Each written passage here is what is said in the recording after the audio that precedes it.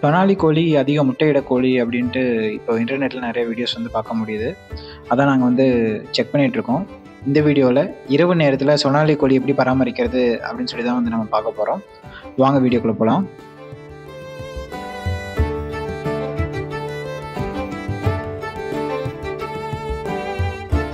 இப்போ நம்மக்கிட்ட பார்த்தீங்கன்னா 5 மாதம் ஆன ஒரு 70 அமௌண்ட்டில் வந்து சொனாலி கோழி வந்து இருக்குது. இது எல்லாமே பார்த்தீங்கன்னா, நாங்கள் அதெல்லாமே அடைக்கிறதுக்கு வந்து ஒரு கூண்டு மாதிரி ரெடி பண்ணியிருக்கோம். இந்த இடத்துல வந்து முட்டைகள் எல்லாமே வந்து ஆட்டோமேட்டிக்காக ரோல் ஆகி கலெக்ட் ஆகிற மாதிரியான அமைப்பு எல்லாமே வந்து பண்ணியிருக்கோம்.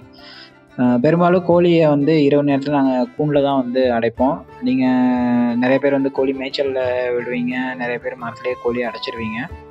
ஸோ நாங்கள் பார்த்தீங்கன்னா வந்து எல்லா கோழியுமே வந்து கூண்டில் அடைச்சிடுறோம். ஏன் வெளியே விடுறது இல்லைன்னு பார்த்தீங்கன்னா வந்து சில நேரத்தில் வந்து நமக்கு நாய் தொந்தரவுகள் எல்லாமே இருக்கும். நம்மளோட கோழி வந்து அதிகமாக வந்து நாய், கீரி, பூனை இந்த மாதிரியான விலங்குகள் எல்லாமே வந்து அட்டாக் பண்ணுறங்காட்டி நிறைய இறப்பு அதிகமாகும். ஸோ அதனால் நாங்கள் பெரும்பாலும் வந்து சொனாலி கோழி எல்லாமே வந்து இந்த மாதிரி கூண்டில் அடைச்சிருவோம். ஸோ எங்கள் ஃபார்மில் வந்து இரவு நேரத்தில் கூண்டை வந்து நாங்கள் எப்படி வந்து லாக் பண்ணுறோம் அப்படிங்கிற ஒரு பதிவு தான் இது. இப்போ பார்த்தீங்கன்னா எல்லா கோழியுமே வந்து கூண்டில் அணைஞ்சிருச்சு. சாயந்தரம் பார்த்தீங்கன்னா ஒரு 6:30 மணி இருக்கும். எல்லாருமே வந்து அவங்கவுங்க இடத்துல வந்து அணைஞ்சிட்டாங்க.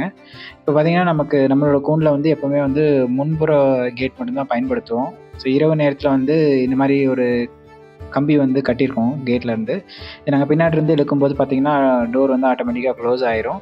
ஸோ அதுக்கப்புறமா வந்து இந்த மாதிரி ஒரு லாக் மாதிரி அந்த கம்பியை வளைச்சி ரெடி பண்ணியிருக்கோம். ஸோ அந்த ஆணியில் வந்து அந்த லாக் மாட்டிட்டோம்னா டோர் வந்து லாக் ஆயிரும். ஸோ எந்த ஒரு விலங்குனாலையும் வந்து அந்த டோரை முன்னாடி இருந்து ஓப்பன் பண்ண முடியாது. ஸோ இதனால் வந்து கோழி எல்லாமே வந்து இரவு நேரத்தில் வந்து கூண்டுக்குள்ளே வந்து சேஃபாக இருக்கும். பகல் நேரத்தில் எப்படி நாங்கள் கோழியை திறந்து விடுறோம்னா அதே மாதிரி தான் அந்த லாக் மாதிரி சொன்னாங்கல்ல, அதை வந்து ரிமூவ் பண்ணிவிட்டு கோழி கூண்டுடைய முன்புற பகுதிக்கு வந்தோம்னா நமக்கு வந்து அங்கே வந்து ஒரு கயிறு கட்டியிருப்போம்.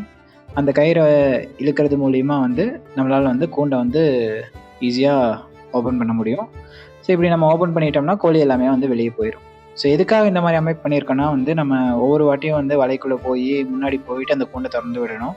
ஸோ அதை வந்து அவாய்ட் பண்ணுறதுக்காக தான் வந்து இதை வந்து நாங்கள் பண்ணியிருக்கோம். இது கொஞ்சம் எளிமையான முறை தான். ஸோ இன்னும் ஃப்யூச்சரில் வந்து இதை எப்படி அட்வான்ஸ் பண்ணலான்னு சொல்லி நாங்கள் பார்த்துட்ருக்கோம். ஸோ மோட்டார் மூலிமா கனெக்ட் பண்ணி ஓப்பன் பண்ணுற மாதிரி வந்து பிளான் பண்ணிகிட்ருக்கோம். இனி வரக்கூடிய வீடியோ பதிவுகளில் வந்து நீங்கள் அதையும் பார்ப்பீங்க. ஸோ இந்த வீடியோ உங்களுக்கு பிடிச்சிருக்குன்னு நினைக்கிறேன். மறக்காமல் நம்மளோட சேனலை வந்து ஃபாலோ பண்ணுங்கள். பாய் எவ்ரிவன்.